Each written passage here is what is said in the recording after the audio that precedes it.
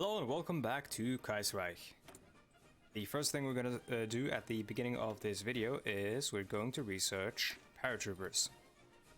And the reason for that is that given the relative stalemate that we have going on here in Asia right now, if this continues, we're going to need some sort of non-traditional solution to this. The obvious solution is to just pump a bunch of more men in here and then brute force it. We could do that. Because with just a couple more divisions, this would be an easy encirclement, which would then potentially transition into a quick sort of rush towards the mountains over here. But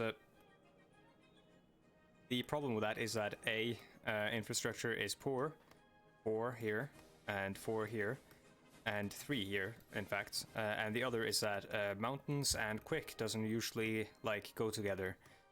So I'm going to try to avoid that and just leave this as it is, and we're going to try a paratrooper strategy where we're going to, I suppose, just airdrop paratroopers right into Mandalay, because I mean, they probably have some troops there. Maybe we'll airdrop some next to it first to check and then move them into Mandalay. But yeah, I hope paratroopers aren't as broken as they used to be. They used to be completely... like, around release, they were basically cheating. Though a lot of the strategies around release were basically cheating, so... we could also reassign these guys over here, but I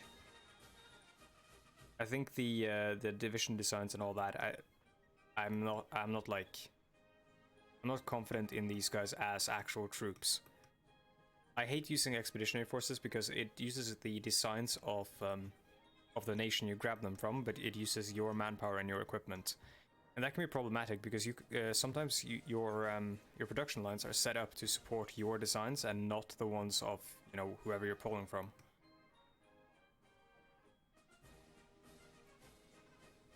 Also, I don't know if I actually caught this at the end of the last episode, but we have some extra new African nations here. We've got this one, the Teke Free State. Actually, I think I caught that one, but I don't know if I caught the Nigerian Free State here, which actually does not have a placeholder leader. A lot of these flags they have a lot of white in them, and like the cross here, the English. I think it's meant to symbolize that these are former English colonies. Yeah, restore British self-rule. I think it's, yeah, to symbolize that. We got Edward Twining here.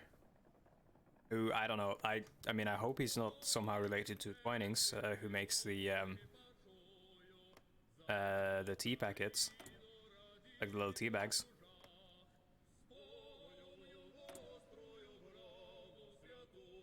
Yeah, all of these leaders who have traits like undistinguished suit are all, I believe, placeholders.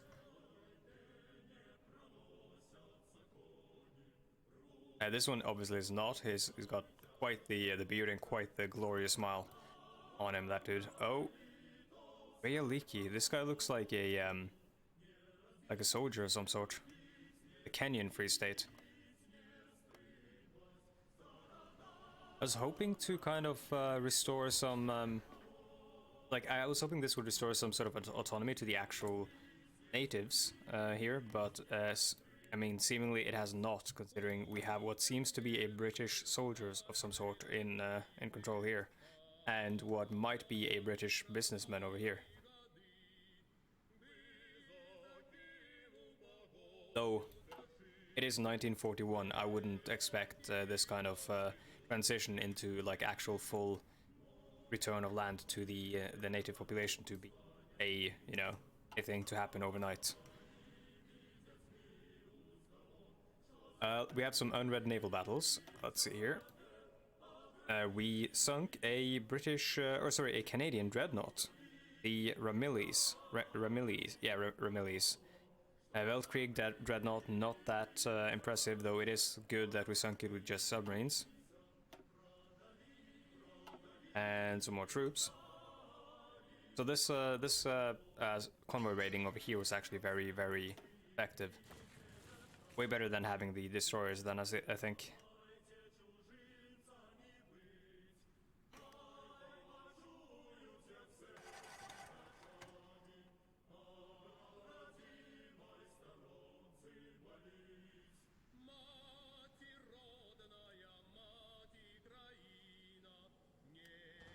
Yeah, we have this cavalry division here who just keeps trying to like assault this area and keeps trying to assault the first like Bavarian infantry division here, and they keep just getting worn out. They're completely out of organization, but they keep doing it. I don't know what's happening there. I think the AI might just be kind of broken.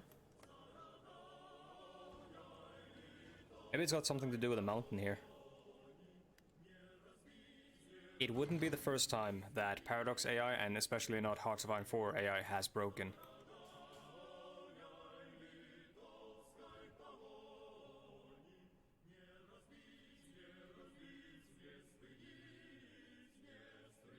Also, I reassigned the infantry divisions that we assigned to the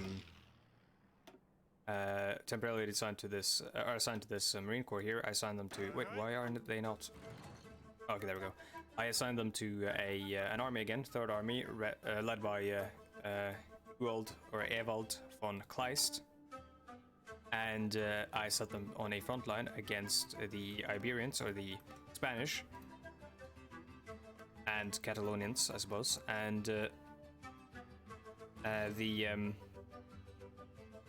yeah, I'm basically setting them up in case something happens. I don't think they, again, can do anything, like, aggressively. They don't seem to have any focuses for that, but I can't predict any events that might happen. Whoa, this song.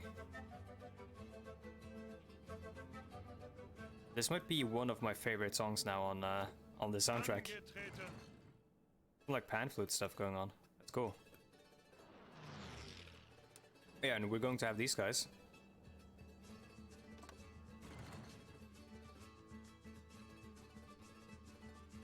Let's see, is that Madeira? Is that I believe that is Portuguese, right?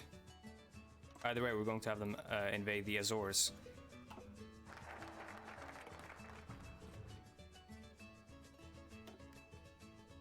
And now we have the new army, or a new doctrine, sorry.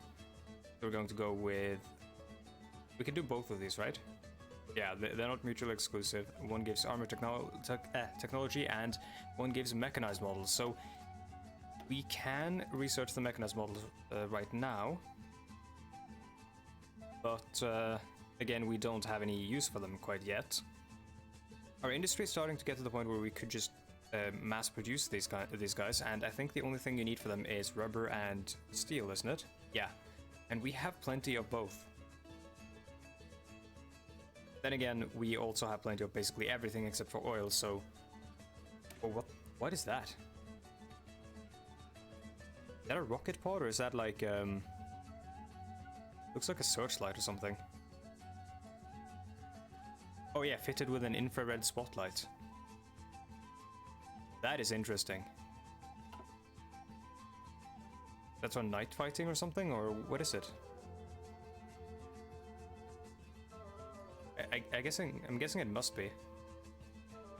Yeah, let's we already have a bonus for this. Let's actually get this, and then maybe get this stuff, and then I'll actually try to read up on how to effectively use the oh, this song's so good. To use the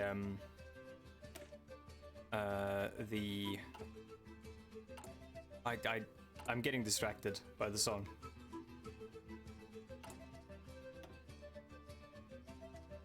I hope you can hear it as well. I'm gonna be quiet a little bit so you can turn it up if you want to.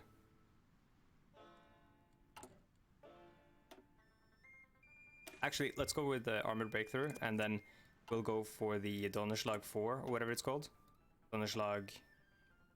Yeah, Donnerschlag 4, and then we'll go straight for the Kriegsengel afterwards. Because we already have a bonus. I'm not quite sure how it's going to work. I'm not sure if it's going to stack on top of that, or it's going to replace it or something. Oh, it's tech sharing, so that is actually probably going to stack. Never mind then, we won't go for the Kriegsengel immediately, and we're not probably going to need it anyways. Yeah, let's unpause, and yeah, I'm gonna look up how to use the Amtrak, the amphibious tracked vehicle battalions properly, because that was a thing that was added in manned guns, I believe, and I still haven't really figured out how to use them, like what their actual purpose is. At first I thought it was going to be sort of like a marine version of a tank for naval invasions and stuff, but it doesn't really seem that useful for that, because you can just load up tanks next to like marine divisions and stuff instead for the breakthrough. Maybe it's just very good against or good in rivers and stuff, like it could be useful over here for assaulting across rivers or something, but who knows, dude. Probably the person on YouTube who's made a tutorial that I will watch after this video. Oh my, what the fuck?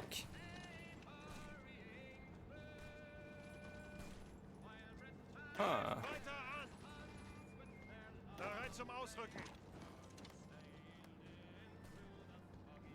That must have been open this entire time then. And I just haven't seen that you can move from there to there.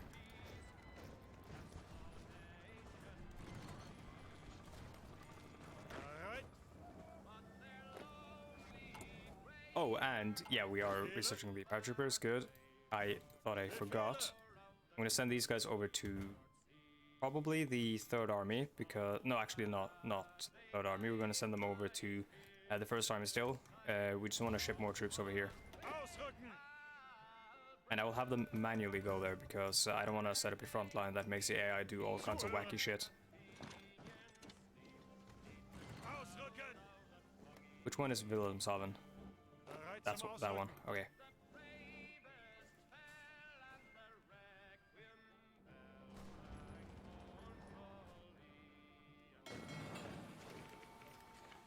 There we go. So if you don't know how to do that, you just send them to a province with a port in it, and then you hold shift and right click on a different port, and they kind of do the rest themselves.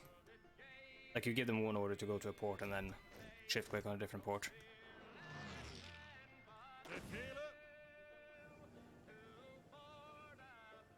I know at some point I used to just like send them to a port and then wait for them to go there. Oh, we got 2 ports actually. But yeah, I used to send them there and wait until they arrived, and then tell them to like ship across, and it would just I would forget about things like I do with Asia here sometimes. And it would get messy.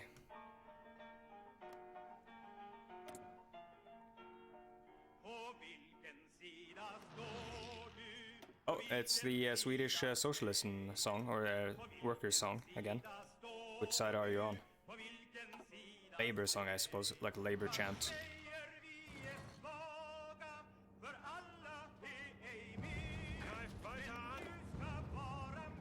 I think one of the World of Kaiserreich videos actually had this song in it.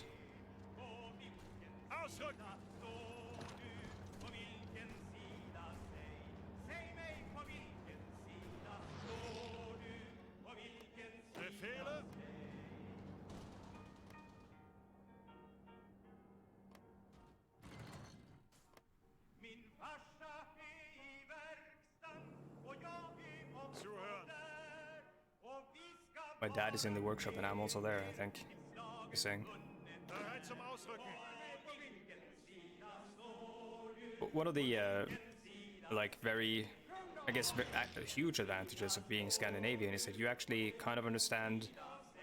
Well, with Scandinavian schooling, you understand obviously whatever like language of the country you're born in. I would hope, and then also you learn English, and you learn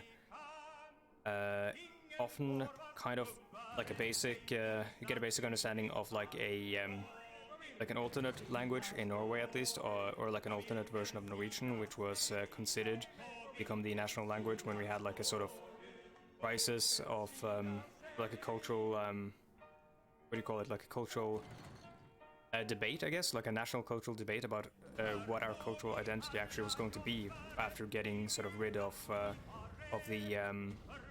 the Danish and the Swedish yoke, I guess. And I think probably if you're in Sweden, You might have the opportunity of learning some Finnish, I suppose, and if you're Finnish, you might have the opportunity of learning Swedish, depending probably on where you live. I do know a lot of Finnish people that do speak Swedish and Finnish as well. And yeah, you can also just like if you're from Norway, you can understand Swedish and Danish people completely. Like, it's completely fine. I have heard that for some people that thing doesn't quite translate over again, like in the reverse. So a Swedish person will sometimes have trouble understanding a Danish person or a Norwegian person, and so on and so forth. But in some ways, that kind of a basic understanding is there, which is very nice. And then you also have the advantage of being in the Germanic language group, so learning a language like German, for example, is quite easy. And so is English, to be fair.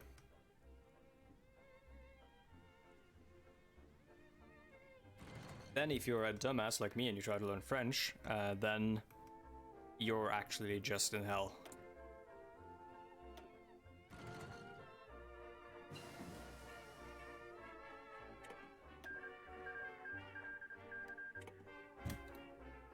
Okay, hold on. Hold the friggin' phone. Let's do these guys because they're very important. So the Qing and the Japanese have signed a peace treaty.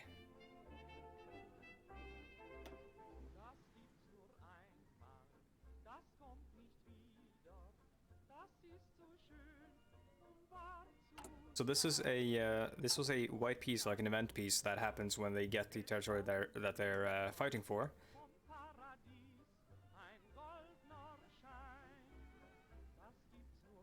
I suppose it's one of the game's ways of avoiding that perpetual war of like that total war kind of thing where you must have an unconditional surrender, which just becomes a fact in the vanilla experience. Yeah, so they took Korea, they took I mean some mainland China, and they took a bunch of territory that was like a Manchurian territories that were part of the Fengshan government.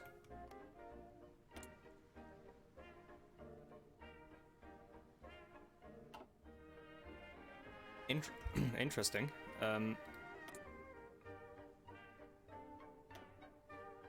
Now they have two paths. They have China under one banner, which we can't actually see the description, which please Paradox, please add that.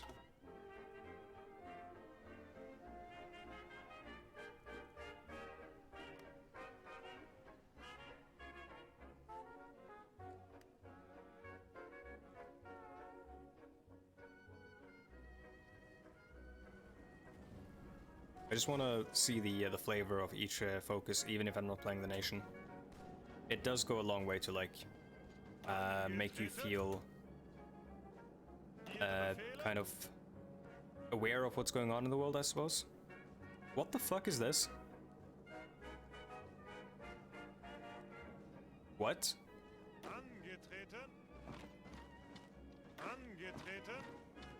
Okay, I was like, I'm seeing the X and I was like, I can't move in here, and why is there just like an Egyptian division standing in the middle of Burma?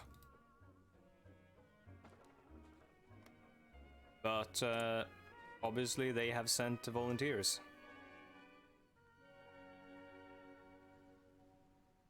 They do not seem to like me then. One wonders why.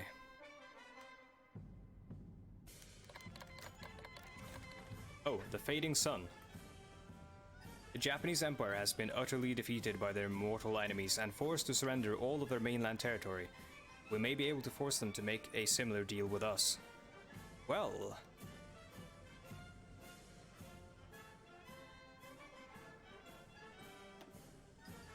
we do not want mainland Japan. As much as it would be nice to have a puppet government, I think it is in our best interest to get this done with, because a war here is going to be a costly affair, it's going to be a prolonged affair, and honestly, the gains aren't that they're not worth it. If we can get this stuff, and then we can potentially pick away at Insulindia here for the resources, and then just deal with all this stuff instead. That would be much better. And then we can prepare ourselves for what comes next over here. I think we are going to demand all territory outside of Japan itself. Of course, they might refuse.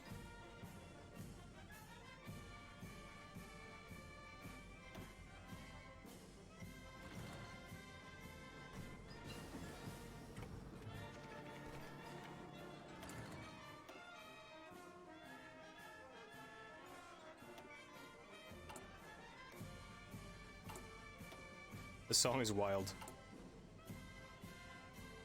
Number 5 march. Yeah, let's go for... Actually, this would be good, but... again, not too many hard attack enemies. Let's go for... Yeah, let's just get this, because we're gonna want this later on anyways with the bonus that we get for the national focus.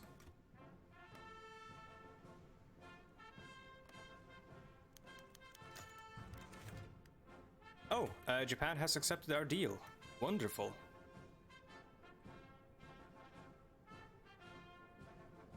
And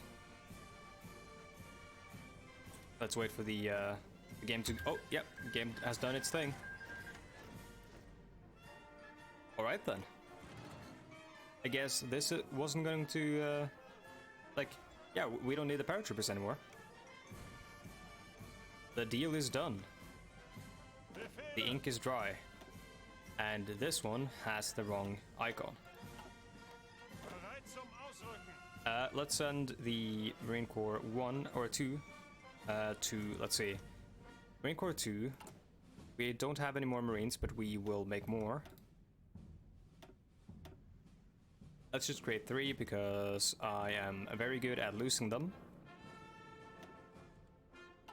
Put them in Hamburg.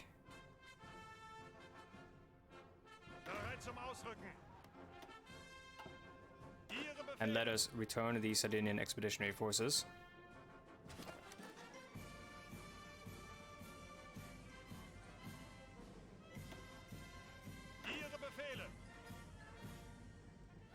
And the garrison, we will put them back on garrison, I suppose.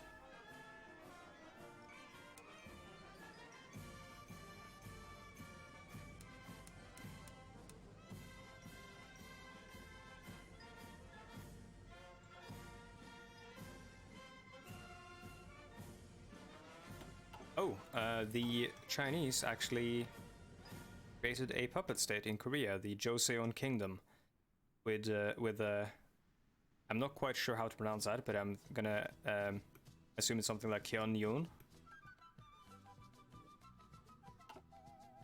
as the does he have a title? No, it doesn't tell us anything about him. But he's national populist, so I'm guessing some sort of military dictatorship. Maybe it is ideologically like driven, or it's just like a realpolitik, pragmatic kind of thing. I'm not quite sure. Send volunteers from Qing. They want to send 6 divisions out of their air wings as volunteers to help us out. Sure thing, dude. Help a monarch out.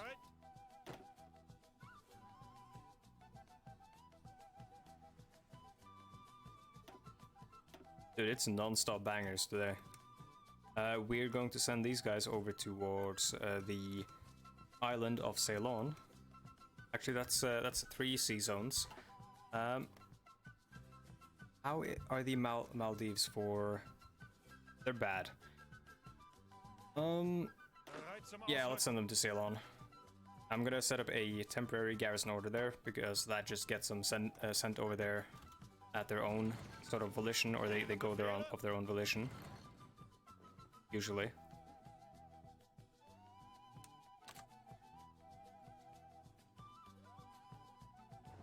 I hope. Please.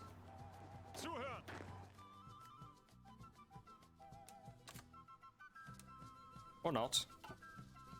Maybe I will have to set a front line somewhere, maybe. I'll send them down here because we have a harbor there anyways. See if that works. Yes, it doesn't. What do we do here?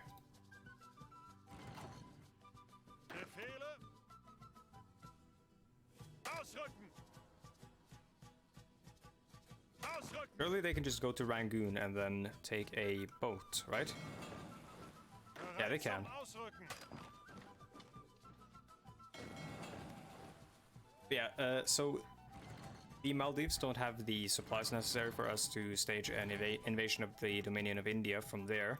So we're going to send them to Ceylon first, and then potentially build up the Maldives, and then send them from there.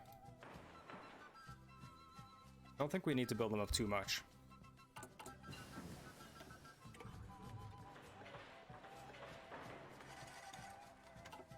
It should be good. Should be enough.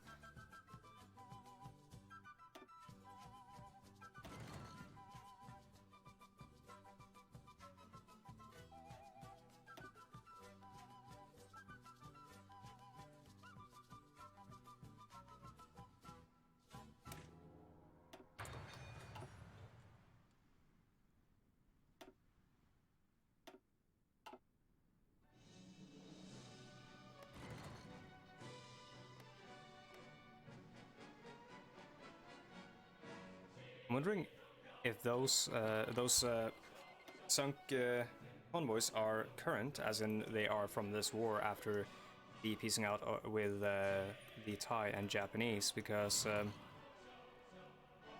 they must be. So New England is importing something from Thailand, and we're sinking the ships. Ooh, yep. I mean, no longer do we have a common enemy.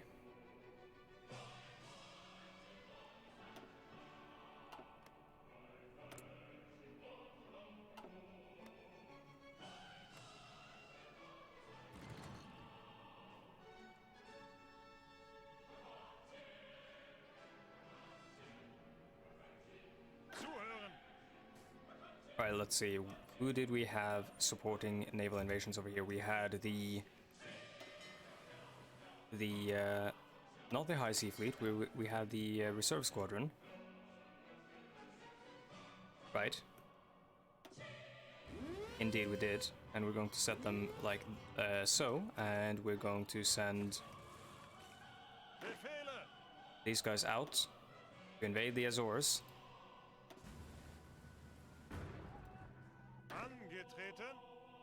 We're going to send this one somewhere else. Let's see here. Maybe prepare them for a land war against the Australasian Confederation. No, because we're gonna need the other Marines anyway, so we'll send these guys with the Ceylon invasion.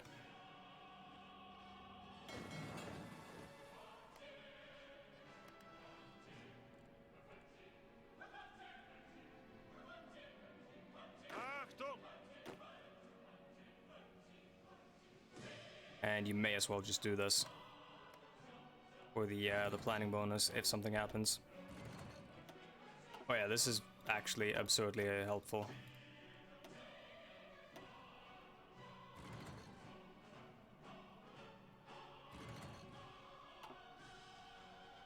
Now it is just the French-German War,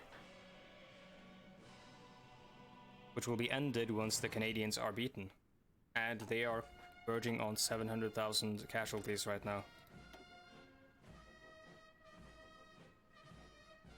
Service by requirement. They're gonna run out of manpower, dude.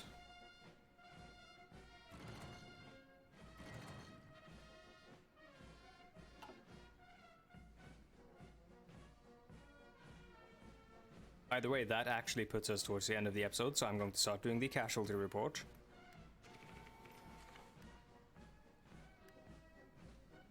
Though I am happy that the Asian situation has been resolved and we're done with all this bullshit, we still do have the Australasians remaining here, and we do still have India. So Asia is not quite done yet. But we're getting there. And then, once the Azores are done, I think we'll just go from there directly to Canada. Possibly through Newfoundland, and then maybe to Nova Scotia, because there is a land bridge over here, and we can use Halifax and all those those areas to potentially bomb the Canadians into submission. Though considering their casualties, I don't think they're gonna need a lot of convincing to surrender.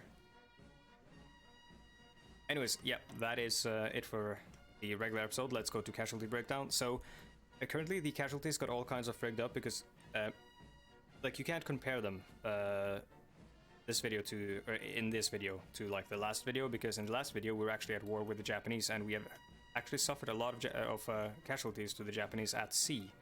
So a lot of those casualties are now gone, I believe. As you can see, we had something like 700,000 casualties, I think, earlier, and now we only have 265,000. Which shows that in like the net casualties for the like the Reichspakt is only about 700,000 men lost against the Entente, and they have almost 4 million.